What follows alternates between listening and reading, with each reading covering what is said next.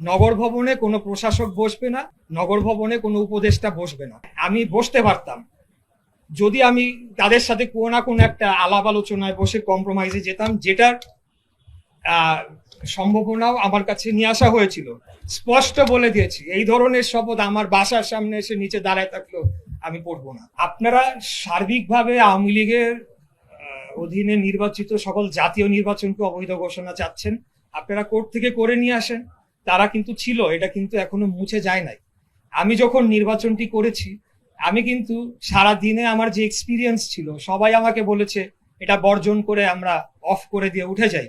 আমি কিন্তু উঠি নাই, আমি শেষ পর্যন্ত ছিলাম। এবং নির্বাচন ফলাফল ঘোষণা হওয়ার কথা ইভিএম এ আপনারা লক্ষ্য করবেন 1 ঘন্টার মধ্যে, অর্থাৎ 5টা থেকে 6টার মধ্যে অল কমপ্লিট হয়ে যাওয়ার কথা। সেখানে 5টার পর থেকে যখন আমরা বিভিন্ন কেন্দ্রে ফলাফল আমাদের কাছে আসতে শুরু করলো, কারণ আমরা কিন্তু জোন ভিত্তিক ডেস্ক করেছিলাম যে বিভিন্ন কেন্দ্র থেকে ফোন আসবে, সেখানে প্রথম দিকে সবগুলা কেন্দ্রতেই আমি বিজয়ী হচ্ছিলাম। হঠাৎ করে ফলাফল ঘোষণা বন্ধ করে দেওয়া হয় এবং রাত 1টার সময়, আমি যেহেতু 2,30,000 মতো ভোট পেয়েছি, আমি ধরে নিতে পারি আমি তো আর কারচুপি করি নাই বা আমার পক্ষে কারচুপি করার সুযোগ ছিল না। এটাকে ডাবল দেখানোর জন্য তারা রাত 11টা পর্যন্ত অপেক্ষা করলো, করে একটা ভুয়া ফলাফল, নির্বাচন ফলাফল দিয়ে এবং একটা গ্যাজেট করলো।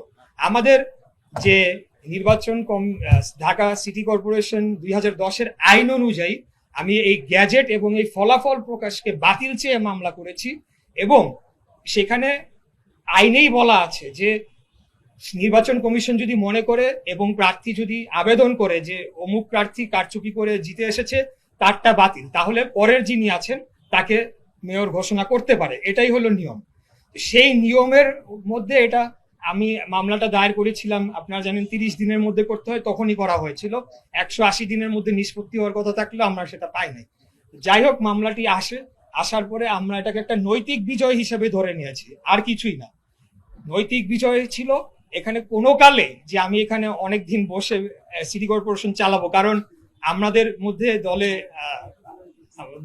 ভারপ্রাপ্ত চেয়ারম্যান সাহেবের সাথে অনেক কথা হয়েছে। এর মধ্যে এই কথা হয়েছে যে আসলে আমাকে তো ফুল কোঅপারেশন, আমি যদি বসিও ফুল কোঅপারেশন আমি পাবো না। মানে আমরা যে কাজগুলো করতে চাচ্ছি সেখানে জাতীয় সরকারের সহযোগিতায় কিন্তু আগামীতে সমস্ত রিফর্ম হতে হবে, সেটা আপনি যত সমস্যা বলেন। অতএব এই সময়ের জন্য আমরা এটা করব না, কিন্তু প্রসেসটা সম্পন্ন করার জন্য আমাকে বলা হয়েছিল যাতে করে কাগজে কলমে রায়টা প্রতিষ্ঠা হয়। সেটি করতে গিয়ে আমরা দেখলাম যে তখন নির্বাহী বিভাগের একটি পক্ষ, আমি এখন সরাসরি নাম না বললেও আপনারাও ভালো করে জানেন, একজন উপদেষ্টা এবং তার সাথে কতিপয় আরো কিছু উপদেষ্টা এবং আরো কিছু তারা অভ্যন্তরীণ ইনার ক্যাবিনেট রয়েছে, তারা মিলে যে কোনোভাবেই ইশরাক হোসেনকে বসতে দেয়া যাবে না। হ্যাঁ, আমি বসতে পারতাম যদি আমি তাদের সাথে কোনো না কোনো একটা আলাপ আলোচনায় বসে কম্প্রোমাইজে যেতাম, যেটার সম্ভাবনাও আমার কাছে নিয়ে আসা হয়েছিল। স্পষ্ট বলে দিয়েছি, এই ধরনের শপথ আমার বাসার সামনে এসে নিচে দাঁড়ায় থাকলেও আমি পড়বো না। আমি দেশ, জনগণ, আমার দলের সাথে আমি বেইমানি করব না। অতএব যেটা নিয়ম সেটা আইনিভাবে প্রতিষ্ঠিত হয়েছে, সেটাকে দিতে তাদের অসুবিধাটা কোথায়? এমন তো হতে পারতো আমি ওখানে নিয়ে 1 ঘন্টার পরে আমি নিজেই ছেড়ে দিতাম, হতে পারতো। আমাকে যারা খুব ভালো করে চেনে তারা আসলে জানে, তারা প্রথমে অবাক হয়েছিল যে কেন আমি, কিন্তু বিষয়টা পুরোপুরি একটা রাজনৈতিক লড়াই পরিণত হয়েছে। এখানে আপনারা দেখেছেন পরবর্তীতে এনসিপির একটা অংশকে নামানো হয়েছিল যখন আমাদের এই মুভমেন্ট চলে, তারা নির্বাচন কমিশন গিয়ে ঘেরাও দিচ্ছে। এখন তারা যেটা মানবে না সেটার বিরুদ্ধেই তারা অবস্থান নিচ্ছে। নির্বাচন কমিশন সঠিক কাজটি করেছে, তাদের ঘেরাও দাও। হাইকোর্ট সঠিক রায়টি দিয়েছে, হাইকোর্ট মব করে। এই ধরনের কথা বলে তো আসলে জনগণ, আপনারা কি চাচ্ছেন? তাহলে কাকে আপনারা মানেন? আপনারা সেনাবাহিনীকে অবজ্ঞা করবেন, আপনারা সংবিধানকে ছুঁড়ে ফেলে দিবেন, আপনারা অন্য কোনো কিছুই মানবেন না, বাংলাদেশের ইতিহাস মুছে ফেলবেন যে 2024-এর আগে 71 হয় নাই, এরকম তো একটা প্রচেষ্টা ছিল। অতএব এগুলা করে আসলে বোঝা গিয়েছে যে জনগণ কাদের সাথে রয়েছে। আমরা যাদেরকে নিয়ে এসেছিলাম তারা প্রত্যেকেই ঢাকার ভোটার, তারা আমাকে ভোট দিয়েছে, তারা স্বতঃস্ফূর্ত ভাবে নেমে এসেছে। আর আপনারা দেখেছেন যে তাদের আন্দোলনে কতজন পার্টিসিপেট করেছে, এটার মধ্যে পরিষ্কার হয়ে যায় যে জনগণের মনোভাবটা। আমি সোশ্যাল মিডিয়াকে বাদ রাখতে চাই, কারণ সোশ্যাল মিডিয়াতে নিয়ে নানা বিতর্ক রয়েছে, এখানে কতটুকু আসল, কতটুকু এবং এটার রিচ কতটুকু, সেটা নিয়ে আমরা মানে ডিবেট করতেই পারি। যেখানে আমার 12 কোটি ভোটার রয়েছে, সেখানে 2-1 লক্ষ লোক কি কমেন্ট করলো সেটার উপরে যদি আমি আমার পলিসি নির্ধারণ শুরু করি তাহলে সেটা ভুল হবে। না, কোনো সমন্বয়ের কিছু না। জনাব প্রশাসক উনি একজন সরকারি কর্মকর্তা, ওনাকে দায়িত্ব দেওয়া হয়েছে, এটা ওনার রুটিন কাজ। ওনার এখানে আসতে হবে, কথা বলতে হবে, তদারকি করতে হবে। উনি অতটুকুই করেছেন, ওনার কাজটি করেছেন।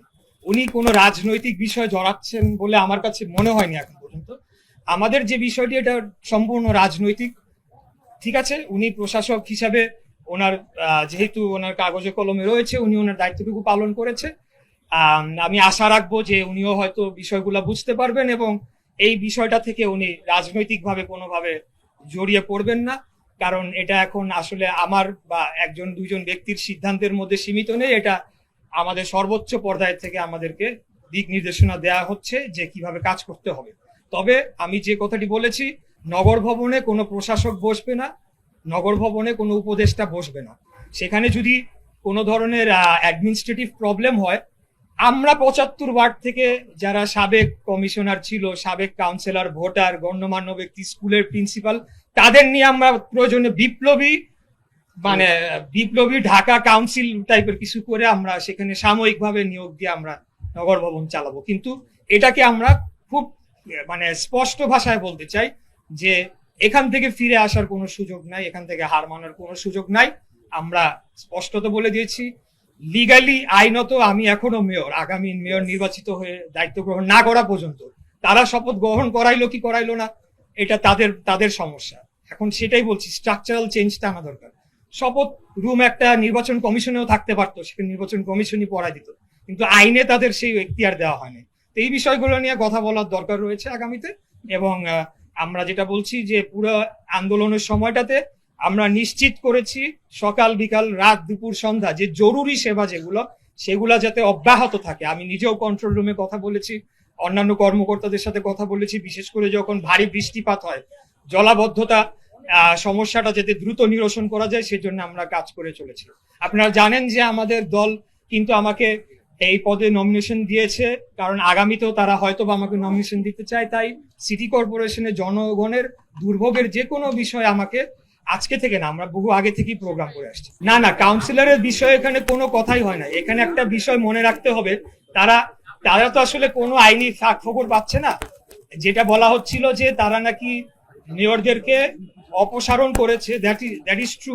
যারা অনুপস্থিত ছিল তাদেরকে অপসারণ করা হয়েছে, কোথাও একটা চিঠিতে লেখা নাই সমস্ত নির্বাচন বাতিল করা হলো। আর যদি হয়েও থাকে, আমারটা ছিল সাব জুডিস, অর্থাৎ কোনো নির্বাহী আদেশে এটা বাতিল হতে পারে না। অনেক ব্যাখ্যা তারা দেওয়ার চেষ্টা করেছে, অনেককেই তারা মাঠে নামিয়েছে, অনেক বড় বড় ব্যারিস্টার সাহেবরা বলেছে এখন তো একটা জাতীয় সোশ্যাল মিডিয়ার জাতীয় ভিলেনে পরিণত হয়ে গিয়েছি আমি এক প্রকার। কিন্তু আসলে হলো আমার বিশ্বাস যে সাধারণ জনগণ একদিন আমার এই ভূমিকাটা বুঝতে পারবে যে কেন আমি আজকে এই পদক্ষেপটি নিয়েছিলাম। আমরা তো 3 জন উপদেষ্টা ক্যাটাগরিক্যালি, খলিলুর রহমান, আসিফ মাহমুদ, সজীব ভুইয়া এবং মাহফুজ আলম, লিখিতভাবে দিয়ে আসা হয়েছে মাননীয় প্রধান উপদেষ্টা বরাবর যে তাদেরকে অপসারণ করতে হবে, তাদেরকে পদত্যাগ করতে হবে। অতএব তারা থাকা অবস্থায় কি নির্বাচনে বিএনপি যাবে কিনা সেটাও তো আপনাদের বিবেচনায় নিতে হবে, কারণ আমরা তো পদত্যাগ জানিয়েছি। আর যার পদত্যাগ না, আমি মনে করি যে বিএনপি নির্বাচনের জন্য আন্দোলন করছে, বিএনপি অবশ্যই নির্বাচনে যাবে, তারা পদে থাকতে পারবে।